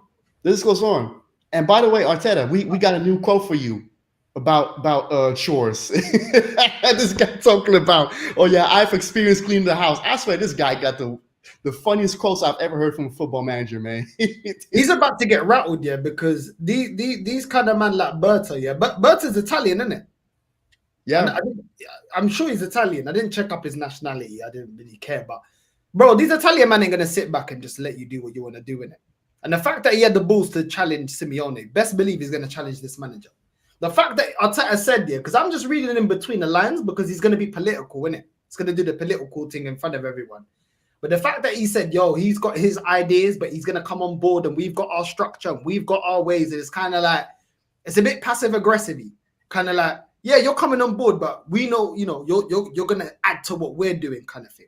When in reality, Berta's probably saying it's like the new guy in school when he pulls up. You know, the new kid that's been transferred from the other school to your school. And all the man them are looking at him like, well, we're that's looking. What it look like, yeah. You know, we're looking. We got our crew. We got everything. We'll see about you. This is how it is, bro. I ain't really watched the whole I ain't really listened to the whole There's not much to listen to. He just thing said because I know how it is, innit? And I kind of like I've already. It was like 50% Berta. He's an outsider coming in, and he's just gonna try to just. It's gonna be like Drake dissing people left, right, and center. Every time you watch his thing, you know, when he sneak dissing, he's sneak dissing here, but we know what he's on, innit? Like, and I heard that Berta was at the press conference. Bro, you know what Berta's gonna do one day if he goes left? He'll just go up, he'll go on that stage, sit on that chair, bro, and just say it's all about the money. You know them, man. He's gonna do something because them Italian man.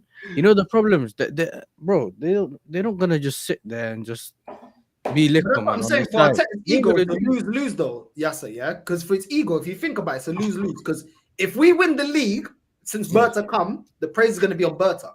You get it? Because they're gonna be like, you didn't do it with Edu. You did it when Berta came in. So for his ego, the club wins, but Arteta's ego goes down, innit? And I feel like the fact that Berta's come in now, everybody's already assessed what kind of players we want. And we like these, can play multiple positions. You're able to fill in different places. You're not a specialist. If Berta goes and gets specialist, for example, Isak, in his position, or even a Gyökeres, because to a degree, Gyökeres is still a very good finisher. He ain't somebody that's just linking up the whole game. You know that's not an Arteta signing. So straight away, if that works out, Berta 1, Arteta 0. You get it? Then if he builds, going to slander his friend. They're going to keep slandering Edu, which is his friend. You know that much. Imagine if he turns and says, "Yo, what? We got Havertz on the books. Now we got to get rid of him, bro. This ain't quality like for what we're paying for." Oh, Odegaard, because this is the thing. People think he's only going to rebuild the bench here, bro. I feel like he's going to step on his toes and say, "Yo, Martinelli on 180 got to go. Odegaard 240, either he's got to go, going to be on the bench. Havertz on 280, he got to go or got a whole bench. Do you get it? So he's going to step on his toes, bro, because these men are undroppable for this guy. Do you get me? So I feel like it'll all be sweet until Berta's like, Yo, half your squad's not even. I don't know No, about that though, look, because I this just is the saw that thing. we were linked to Leroy Sané, bro. To Leroy Sané. If that is true, and we're gonna Yeah, get but we're Leroy always linked Sané, to everyone though. We'll see what we get. To be fair, every Yeah, transfer we're linked to everyone. We'll see. yeah, but I don't want Because we Sané. keep Bro. being linked now to Gyökeres and Isak all the time, and I'm not saying that we're going to get them, but Yeah. now all of a sudden that's got wheels. Where before they were telling us forget that, we're only going for Sesko, or we was going for we're looking at another type of striker. But they tried to make us feel like, oh, forget about them, like they're impossible. Yeah, because all the way to now, it was all about Arteta being in the friend zone with Sesko and that. Do you know what I'm saying? He keeps trying to chat to him, but I don't want to chat to him. You know them ones. You don't know where he is. You can't bring him, so you don't really know like exactly what's going on with that. But now you're starting to get. But I can't lie though, man. I'm saying what Arsenal are interested in Gyökeres, and then man are telling me it's a bomber, bro. Since when is that a bomber? That's window shopping, fam. That's not a bomber. You know them ones. You just looking, but you haven't really done anything. So we'll see when you buy him. We'll say you got the bomber, innit? But bro, it gives weird vibes. I think he's coming. You know, this Berta guy's coming. He's got he's gonna assess first. Do you know what I'm saying? He's gonna look first and say, "Yo, is that Odegaard? Okay, yeah, rubbish." You know them ones. Oh, now this guy, we keep this guy, and then he's gonna drop it. You know what I'm saying? He's just gonna go there and say, "Yo, boy, this you one, think he's this going to one, do the this one, Randall this thing, one yeah? out." Because remember, You think he's going to do the Randall thing for the Cronkies? I reckon he's going to do the Randall thing. You know, he's going to snitch because he's got nothing to. Bro, he's not built this. He's not touched this. Body ain't done nothing. No. Sporting directors are nowadays, yeah, with a lot of us actually looking at like structures and that. A lot of people are either getting credit or getting cost. You get me? So you know, like, look what happened to Edu. Yeah, he might have not even been involved in half of the stuff that happened, but he's gonna get cost because it didn't work. Do you get it? So these, like, even some of these people that are coming in now being sporting directors and that, they ain't trying to get no blame that stains their CV when they go somewhere else. Especially the ones that have been sporting directors for a while. Edu just woke up one day and decided, yo, you got a job there, and he came. So he ain't really a CV. You know that man. He got nothing to stain, and he's Whatever a legend. you offered him, he would have taken a job. Yeah, and he's a legend or whatever he is. Yeah, so people kind of he knows he can get away with stuff, innit? But when someone's actually applying for the job, coming in, whatever, yeah, he's gonna charge the ego. Part of his ego is he wants trying to show what he can do or what he can bring to the club, innit? And if that clashes with whatever Arteta's trying to do, it might actually it's gonna be one of them. You're gonna keep hearing civil war every week. Bro, you know what he said, yeah? You might have not heard that bit, bro. He said, yeah, we've already, because they were saying, yeah, but how are you going to deal with Berta's ideas and, you know, the plans that he got for the squad and everything? And he goes, yeah. He goes, no, it's cool. We're so happy he's here. But we've got our structure and he's going to fall in line with our structure. He goes, he can twist and bend, but we've got our structure and the work has already been done because of clean house for 10 prison. Bro, you know, what is this prison? County jail on that in America. You know, them ones just coming in saying that's from the floor. Black Yeah, people, that's the side where the black people sit. Those are the Muslims on that side. You know that one, bro. This is crazy. But bro, you yes, can tell, that they've got their own way of running stuff, bro. But you know what? I don't think will work different though for Arteta, because this whole process and project's been under Arteta's guidance. Yes, so you can't really get away with it like that. You can't. In another club, you could say, "Oh, he came, he bought this, but he came, he saw it. did nothing. That's what I'm saying. So I feel like, yeah, Arteta right now, he's stressed, bro, because any good move this guy does, yeah, makes him look bad. Yeah. He's probably looking like, yo, I can't control. You know them narcissistic managers here that like, oh, do you guys like him? Like, you know, Devante just joined the team. You like him? Basically, does Devante fall in line? You know what I'm saying? If he's asking too many questions, asking how long he's taking a break, why he's calling sickies and that, yeah, I don't think he blends well with the team. Do you know how many times at work I've heard you don't blend well in the team? It's because that person's causing havoc. You know what I'm saying? Yo, the manager's booking extra time. Do you know what I mean? Booking extra time, he wasn't there. You know what I mean? Certain things ain't been run. Certain people you know this. I seen that clip the other day of, like, you know, people that would do construction, especially in houses and that. There's always one guy, yeah, that reports to the manager. You know them ones, and he snitches. Northside took 15-minute break. Northside screaming in the closet. You know them ones. He didn't fix the boiler properly. He forgot to put the ceiling on there. Blood. You know them ones. and then at the end he just gets sacked, and he's like, I never snitched. You know? Yeah, bro, they don't care. And then these times it was just you and him in the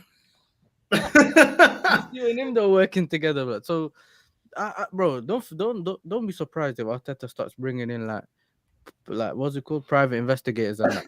Them are trying to find any dirt on Berta just to make sure that he's covered. Because bro, he feels like he's running that ship, innit? With Arteta, it's like he feels like he's the man of the house, but for the whole club, you know them. He feels like he runs it, and he gets the whole credit. So whether it works or not, because everyone actually likes him, is getting to him in terms of his ego, innit? But man's not achieving anything. That's what I'm saying. That's why I think it's perfectly laid out for a win-win. If I'm Berta, yeah, I'm like this. I'm snitching. Anything going on, I'm snitching, first of all, yeah, because this ain't my team, innit? So the board can't look back on me and be like, okay, but why is Calafiori not performing? Why is Moreno this? Not my signings, bro. Before me. You get me? So this is the thing. Those kind of people, no, especially the Italians, you're not going to need to wait for them to do an interview with John Obi Mikel or something, yeah, to find out what happened at Arsenal. They'll do it while they're there. So he'll cook someone or he'll come out and say they didn't allow me to sign Gyökeres. What you said? He said Morgan, yeah? Sweating in the press conferences, bro, because they're asking him what happened. Berta just said something 5 minutes ago to Sky Sports and that. But this is the problem, like this is where it's important, where you sign the sporting director before you sign the manager, bro. Now you're doing it the other way, which is kind of what happened with Dan Ashworth and Amorim. Dan Ashworth wanted my man. He wanted Southgate and all of that. Do you get it? They realized you don't you don't get the employer first and then get his boss. You have to get the boss in first, and he gets the what's it called, the employers. That's where they're kind of going back. That this is similar. But with Arteta, he's just been here, and obviously he knows the club, but it should be easier. So I think if he bought someone he liked, it would have been an easier transition for him as a worker. Yeah? He comes in, Arteta shows him everything, but this looks like it's going to be two people head. You know when the two goats headbutt each other, blood. This is one of them, bro. You just have to pray that his Berta's head stronger. You know the ones. He's Italian, but he's got. You know it is with Arteta's injury record though. You never know, bro. Berta might go down as well.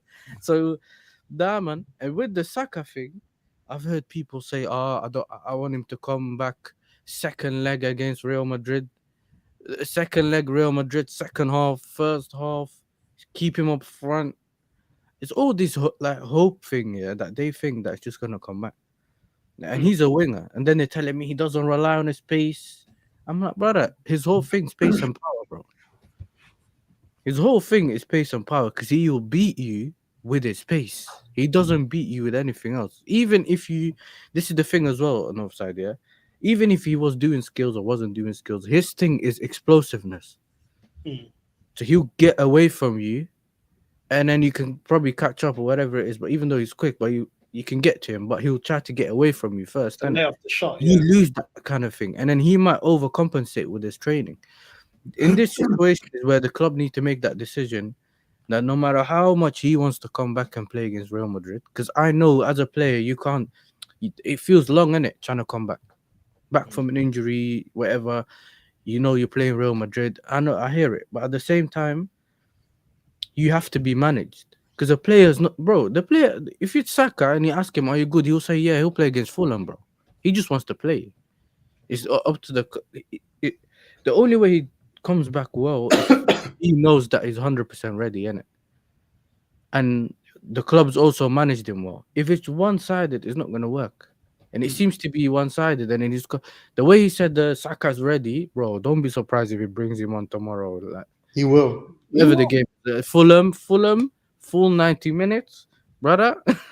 Especially if they're behind or something, you're going to bring him. The worst thing is you're not going to see the best of Saka. And on top of that, once that happens, especially with, like, everyone's already explained the whole hamstring thing, like, it don't make sense. I can't see it, bro, because I've seen it with Reece. I've seen it with what's this guy's name? I've seen it with KDB. We've all seen it with KDB and what happened to him. And then there's so many other examples, but these are quite recent ones, yeah. And as much as you guys another thing is that you guys rely on him so much. Since the season's done, why throw him in there? Do you get what I'm trying to say? If there was so many things that were on the line, I've heard man say, "Yo, how about we just risk Saka just to if he gets you a Champions League, no one cares what happens to Saka." That's what certain man are saying, bro. And I'm like, I get it because he ain't won a Champions League, but I don't think this is not a player at his end of his career. Do you get it? Where he's like, we're not getting no resale value, we're not getting anything anymore, whatever. Boom, boom, boom. You're gonna go into next season and not buy a player of his level. Regardless of what everyone thinks, I don't think if you couldn't get a backup for him, what makes you think you're gonna get a player of his level? Because remember, you still have other areas to think about. That's just another thing added to the list, isn't it? It's gonna just be another thing added to the rebuild, bro. So yeah, man. I don't know, man. We personally, man. Hopefully, we don't do the same crap we did with Michelin Tap. You know what I mean? Because I know there were some players that didn't live up to that hype, but he still got Leno in, he still got Aubameyang in. You know what I mean? But don't ever bring go down the route. Then go down the route because there's no point supporting this manager and you know what I mean, giving him a fair chance, and then sporting directors, you're not giving them a fair chance, especially for the fact they kept Edu for so long. I don't really see it, bro. I just don't see, like. The thing is, there's so much pressure now for Arteta because like the thing is, Berta coming in, he's gonna want to buy players that are ready to win now, isn't it? Do you know what I mean? Bringing back Suarez to Atletico to win now. Rodri, he could already see the quality. He was ready to perform now. Do you know what I mean? So when you look at it, Grealish, Griezmann, and players like that, the guy wants players to win now, isn't it? So that's worse for Arteta because that's more pressure on Arteta. Because Arteta can't do the whole young thing. They're learning the game. Do you know what I mean? This is what he keeps doing. Calafiori's learning the game. Kivio learning the game. Moreno, he still get adapting, learning the game. He wants to win now players, which I'm more than happy with. But then that's extra stress. Is he going to challenge him in terms of like signings? And if he is, what about players going out? Are they going to be players that Arteta favors? Because you already know, bro, Arteta, bro, he don't play with the players that he loves, bro. He stands by those players. So I don't know, man. I like the fact that he challenged Simeone. I like the fact that he gets ready-made players. I like the fact that he's gonna look at the team and he ain't scared to speak up. If he ain't scared of him, then I believe he ain't gonna be scared of stepping to Arteta.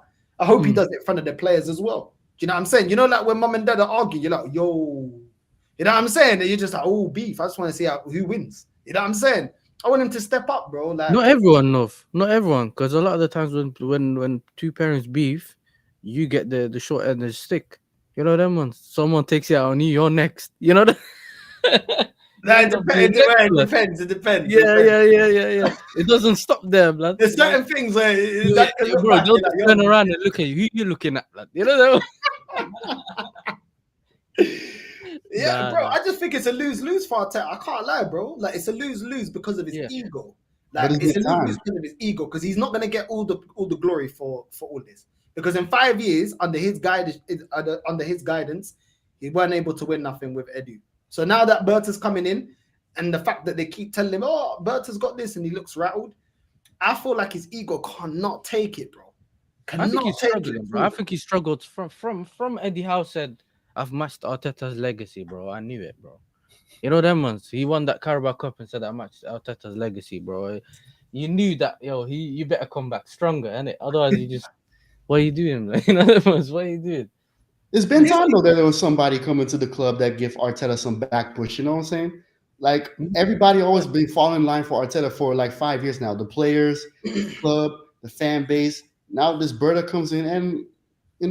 Judging from his work at Atletico, he'll definitely not be no pusher, But it is with his guys, man. Those narcissists like Arteta, I feel like they never got their jaw spun in their life, bro. They never got a punch in their fucking life, bro. I swear that's what it is.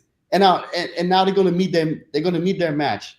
They're gonna meet their match, bro. Like, but don't you think, Devante? Yeah, don't you think, in your opinion? My opinion, I feel like this season. I've never seen Arteta in his whole tenure be questioned as much as this season from the flipping journalists.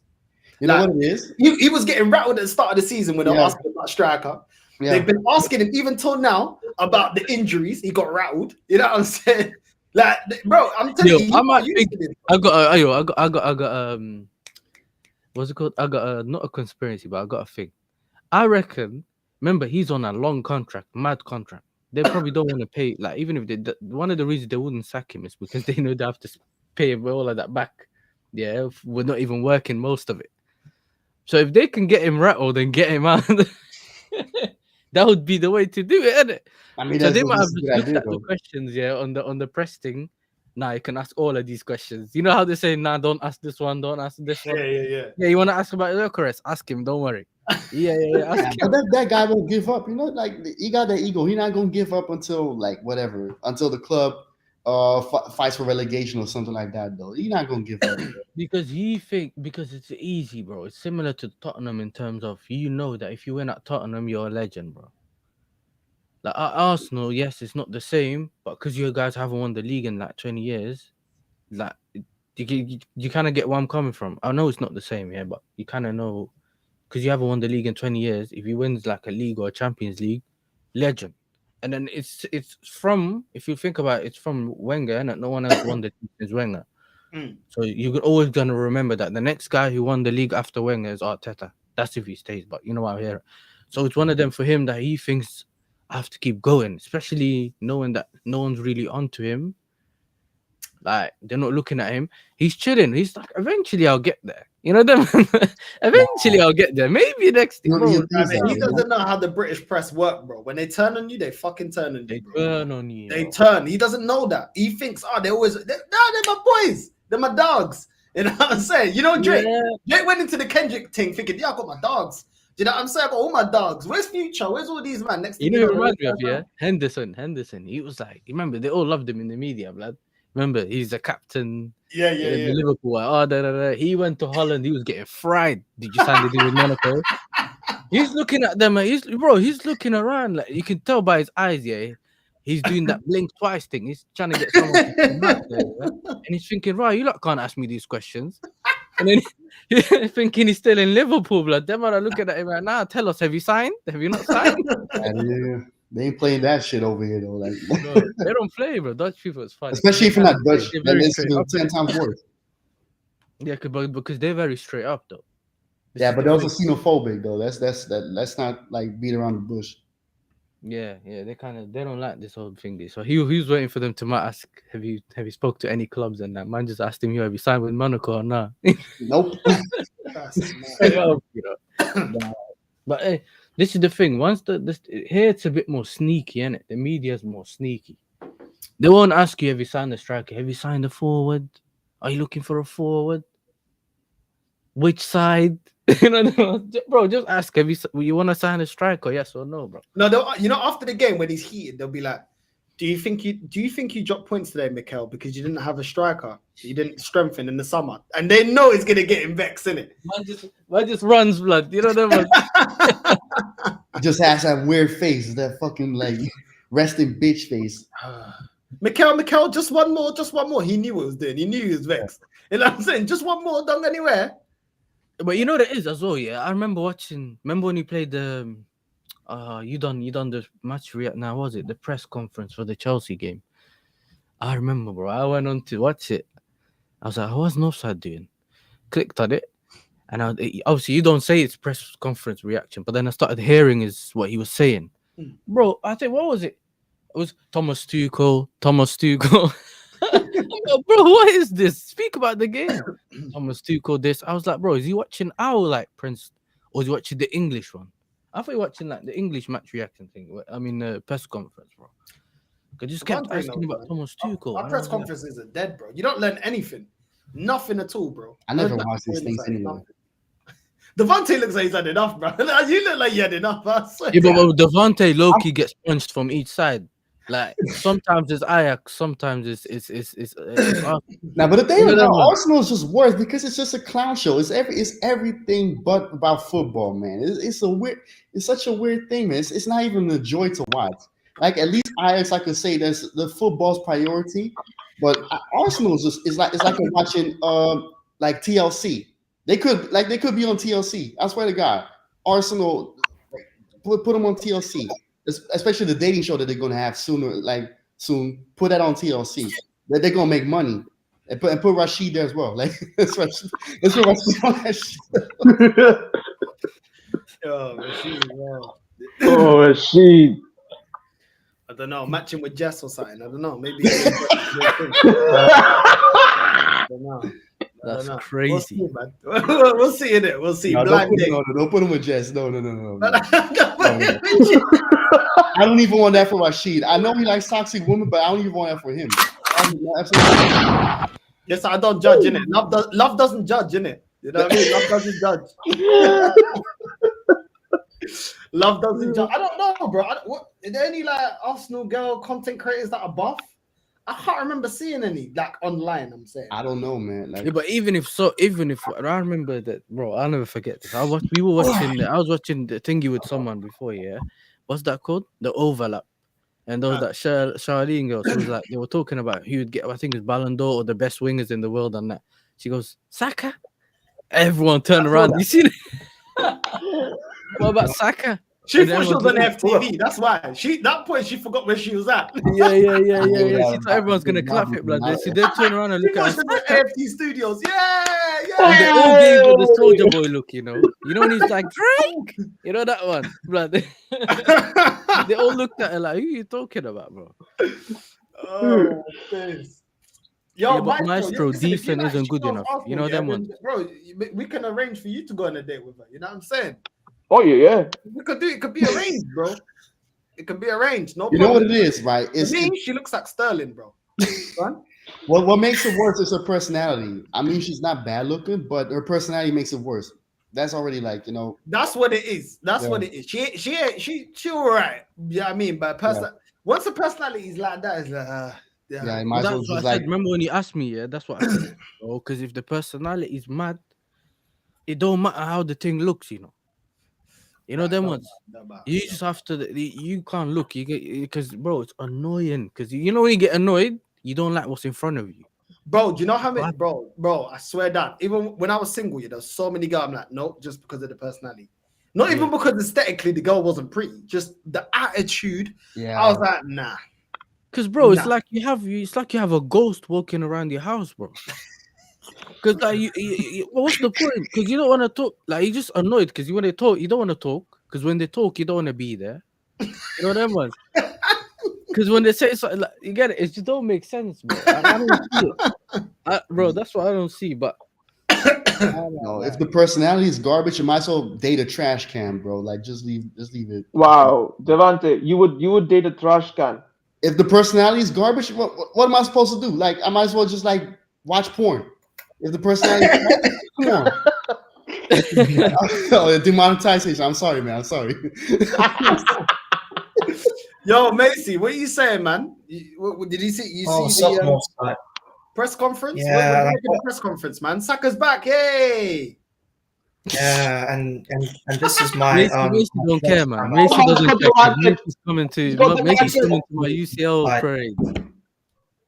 This manager had the audacity to say in one of his press conferences that Saka is a weapon.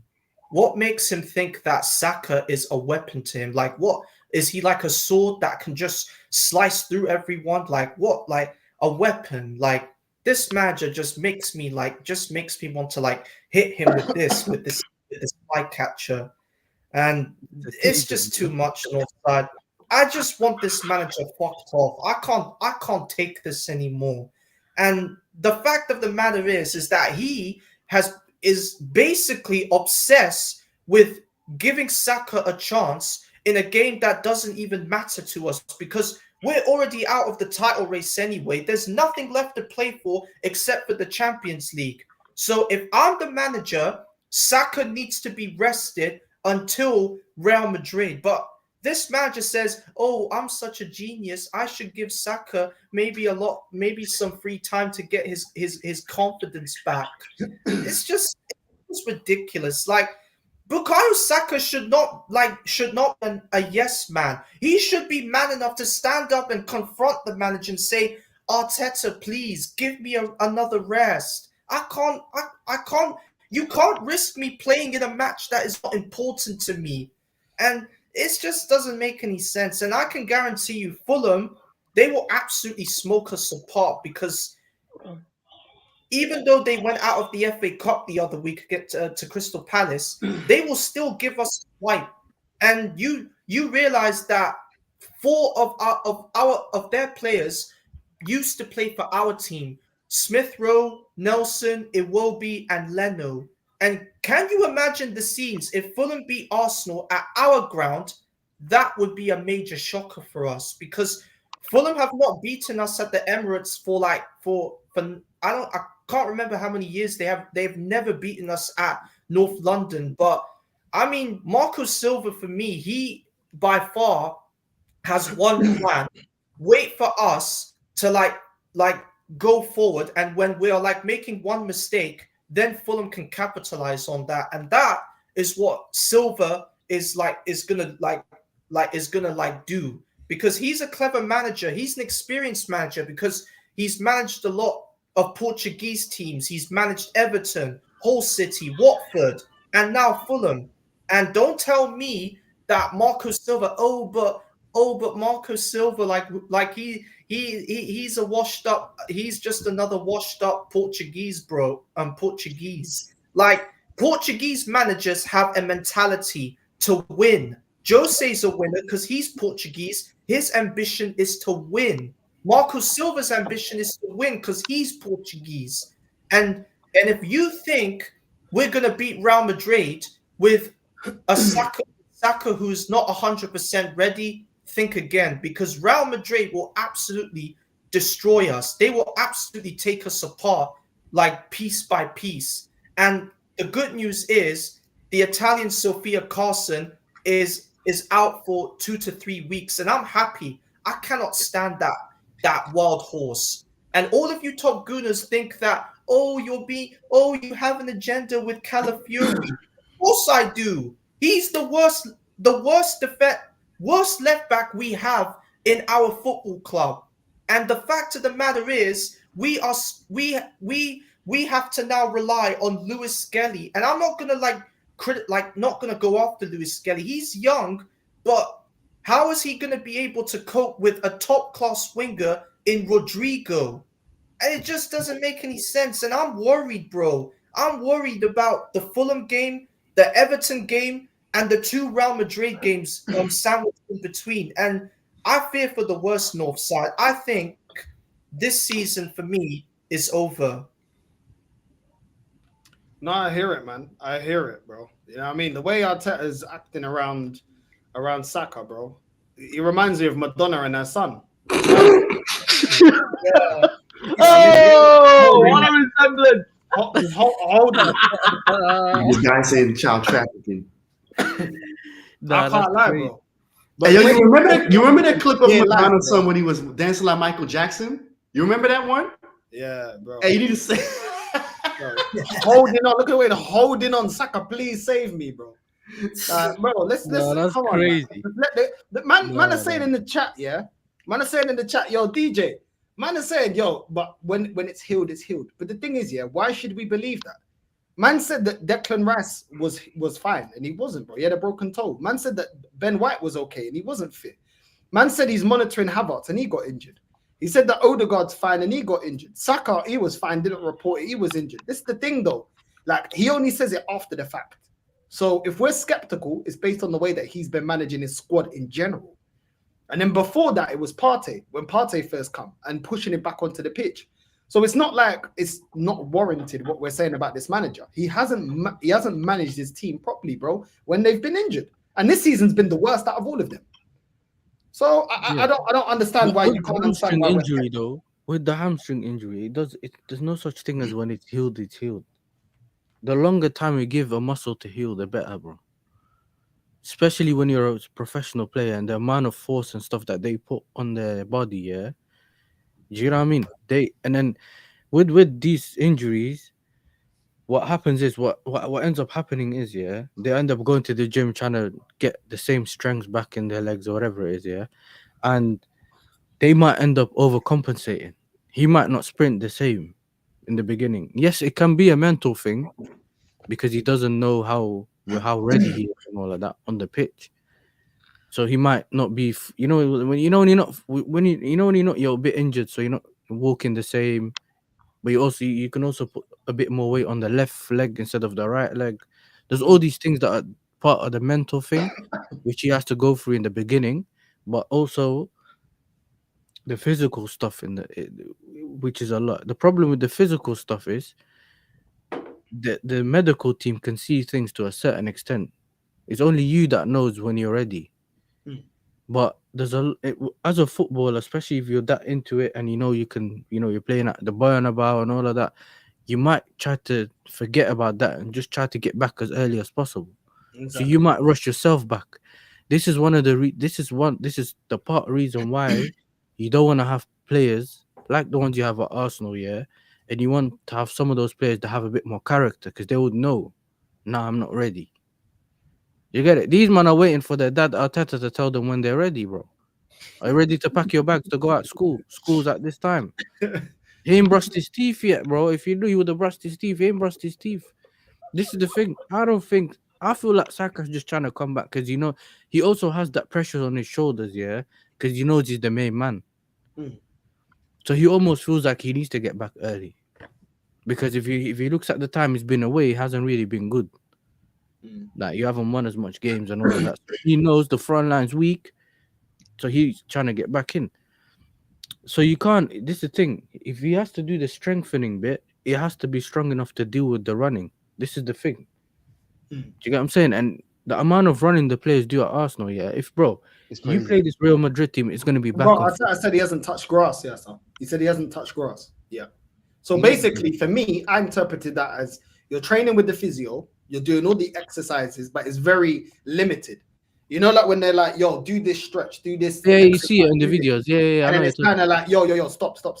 He's like, you know what I mean? They're kind of trying to push you to see how. Yeah, but there's a video of him on there's a picture of him in the training ground, though, isn't it?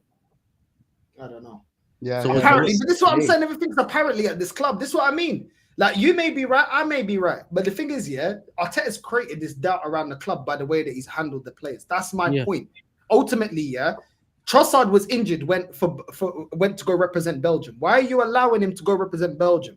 You're running Saka into the ground, and you think that why are you allowing him to play for England? And if you know he's got England duties, then manage his minutes.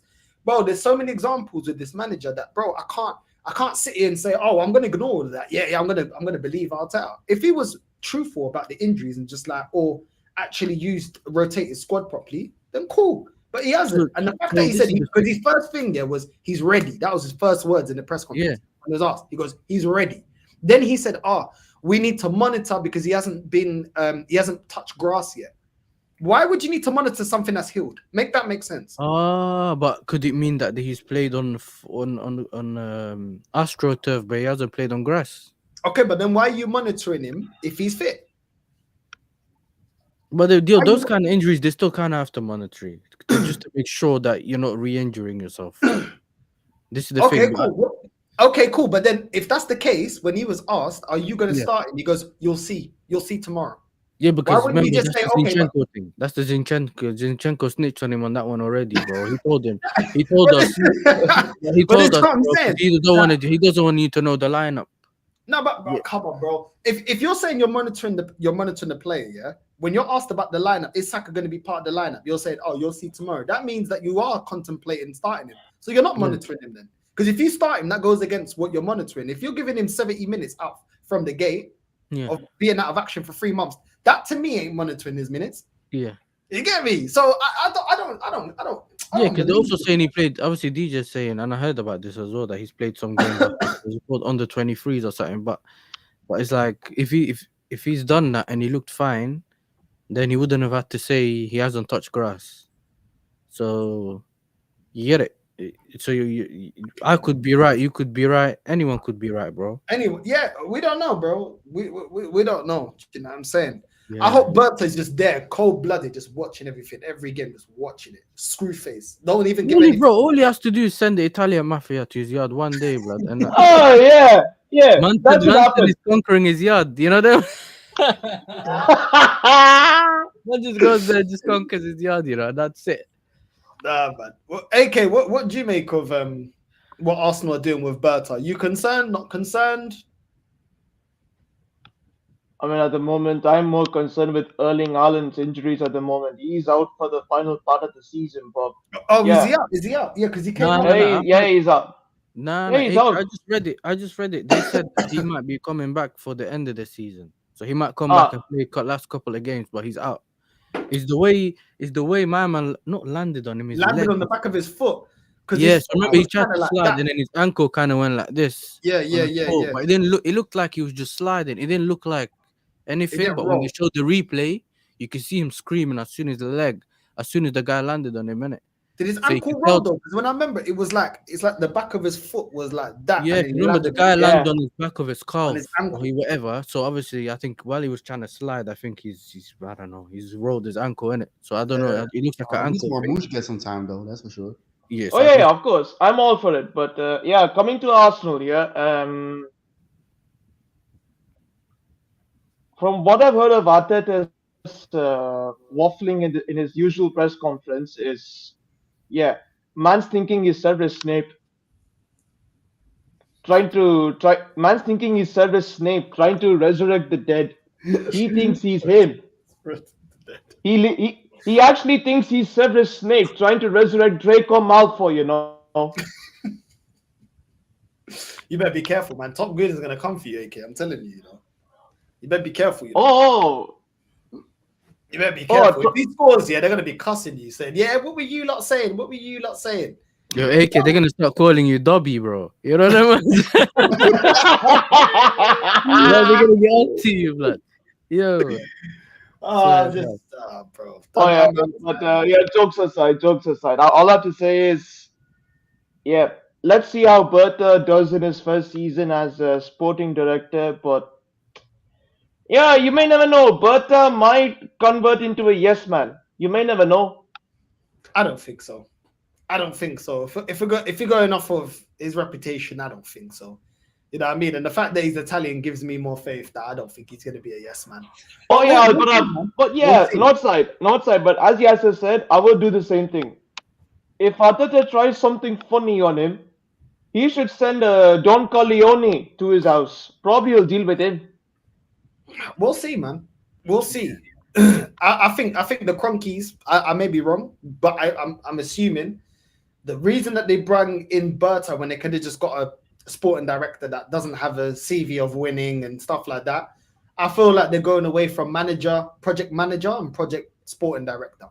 I think maybe they may be now ready to be like, okay, let's start planting the seeds of life after Arteta. And it may not be this season, it may be next season or the season after that. But the fact that you're bringing in somebody that, you know, likes to challenge the manager, somebody that's going to have his own opinions, someone that's strong-willed, they would have done their background check on what kind of sporting director they get. Let's be real about it.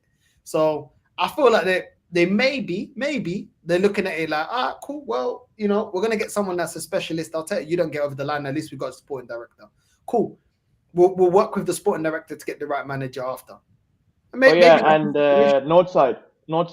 I also got a slight feeling in Arteta the way he spoke in his press conference as usual, trying to, you know, deflect from the actual point and deflect from the reality as usual, like he always does. And yeah, I bet he's gonna say, "Oh guys, let's squeeze more lemons, guys.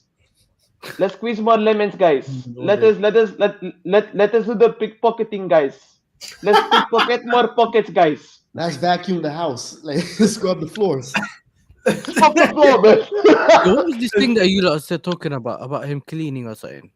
Because he was talking about like cleaning the house or something like that. Like he has experience of cleaning his mother's house or some stuff like that. I was like, yeah. He said the first thing he said was, Saka's been available for 48 months. What's 3 months him being out? He should be able to come back. It's all in his head. That's what he said. His words. It's all in Saka's head. Okay. Yeah, about the injury. Then he said, "Why did he get surgery then?" Exactly. Mm-hmm. But then he said, yeah, he goes, it's like spring cleaning. I haven't done spring cleaning for a week, but I have the ability and the knowledge of how to spring clean all the other weeks and months I was spring cleaning before. And he goes, it's all in Saka's head. He goes, it's all in his head. He should be fine. So I know what's happening. You know, them man that stay at home. Them man that stay at home. This guy's dreaming. He thinks he's cleaning at home. These times he's getting maids in to clean the yard, bro. This guy got the funniest quotes of all time, bro. Of all managers, he got the funniest quote. Pep is second. Pep got some close too, but this guy is nuts. Yeah, but Pep with Pep, you know it's calculated. Because you know what? Well, you know why you would say that with Pep is because he ends up winning at the end. So whatever game he plays, we'll take it, innit? I'm so you know happy. That month. What do you But- believe? I'm so happy. What But do you Pep gets rattled, bro. Like Pep doesn't like the journalists in it, so he tries to like belittle them in it. He tries Oh, to yeah, belittle yeah, of course. them. That I rate. Questions, but That with Arteta is a different thing. Yeah, he's not playing a game. He genuinely believes the shit he's saying. you This know, ain't note no side. game. He's rattled. You know, note side. That's what I rate about Pep when it comes to press conferences. He is not too direct with them. He will just somehow try to make them ridiculous without them even knowing it. Yeah, I think he tries to do the sarcasm thing. Arteta thinks he can do that, but it's like, bro, you ain't got the facilities for that. You know what I mean? You ain't that guy to be doing But that. Mourinho's more of an entertainment, though. Oh, he's box office. Yeah, bro. You seen what he done the other day to Tottenham? Apparently, Tottenham scouts came to watch a game, and he had a player that Tottenham was interested in. You know what he done? Man said, "Nah, you're not playing." Made him held bench. You know, man said, and you know he doesn't like Tottenham because he calls them Mr. Levy's club. Yeah, Yeah, so he doesn't like them. Bro. So he purposely dropped the kid, yeah, because he don't want Tottenham to see him, bro. I said, nah. There you go, man. There you go. But big up to you, man. Big up Devante, Yasa, AK, Macy. Big up to all of you, man.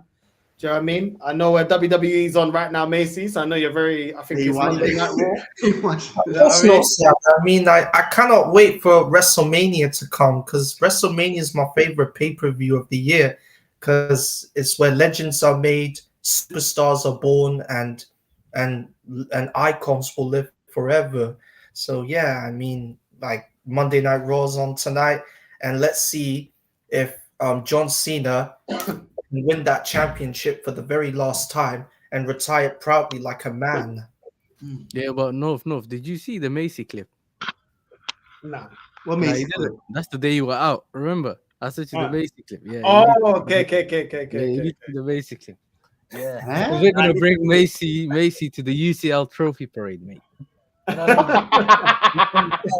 Oh, when I was in Skies, when I was in Sunshine. Yeah. Oh Yeah. because I'm just a bit I said, tired. oh, yeah. Maybe I should go Prime, to the you know, parade. Prime's the idiot. John C was a bit angry with me when I said that. It's just I'm just See, all tired the of- Arsenal fans, you know, they said, "Nah, you should have said no." The fact is, like, I'm just tired with Arsenal doing stupid like shit all around the pitch. I should do something else. Maybe go to like a parade or something. Yeah, go, man. Do your thing. Go to carnival. Go to the carnival. I like Chelsea. I respect him. He's an Arsenal fan, but he should understand that sometimes like things will never change. So what you have to do, you should do something else. Do whatever you want. It's your life, bro. You know, Macy. I appreciate. Macy. I'll tell you what to do. Go to Manchester and probably shit on some Raj fans. Yeah. What? United What? fans. What? Sit on some, bro. AK, yo, chill, bro. No. You know, we're wrapping up Hey, the yo. show. I said, sit on some United fans. You know, this guy, bro. Keep the only fans. I don't know. I don't even know. I don't even know, bro. You know what I'm saying? Aguero We're gonna redirect to Lee. Big up to the man. Them redirect to Lee. Northside raid on the way in.